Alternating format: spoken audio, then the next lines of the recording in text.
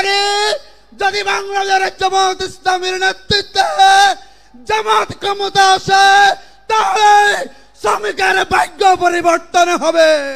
আমি আজকে শুরুতেই স্মরণ করছি ২৪ জুলাই আন্দোলনে শহীদ আবু সাঈদ থেকে শুরু করে যারা জীবন দিয়ে আমাদের জন্য ২৪ আগস্ট দ্বিতীয় স্বাধীনতা এনে দিয়েছেন, আমরা সে সমস্ত শহীদ ভাইদেরকে আজকে অত্যন্ত শ্রদ্ধার সাথে স্মরণ করছি।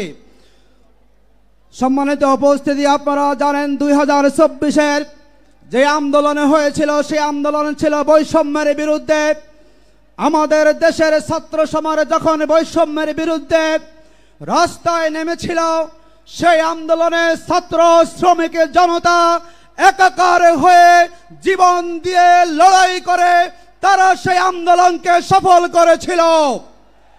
দুর্ভাগ্য হচ্ছে বাংলাদেশে যারা আজকে এখনো সবচেয়ে বেশি বৈষম্যের শিকার তারা হচ্ছে বাংলাদেশের শ্রমিক শ্রেণী। বিগত ৫৩ বছরে যারা বাংলাদেশে ক্ষমতায় এসেছেন তারা কেউ শ্রমিকের ভাগ্য উন্নয়নে ভূমিকা রাখেনি। আমরা দেখেছি ২০২৩ সালে মজুরি আন্দোলন করতে গিয়ে ওই ফ্যাসিবাদী সরকারের নির্দেশে গাজীপুরে শ্রমিকদেরকে গুলি করে হত্যা করা হয়েছে।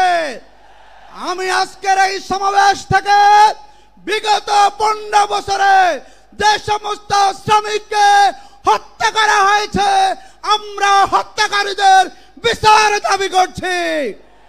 আমরা দাবি জানাচ্ছি বৈষম্য মুক্ত বাংলাদেশ গড়তে হলে শ্রমিকদেরকে ইনসাফ এবং ন্যায্য অধিকার ফেরত দিতে হলে ইসলামী কল্যাণ রাষ্ট্রের কোনো বিকল্প নাই।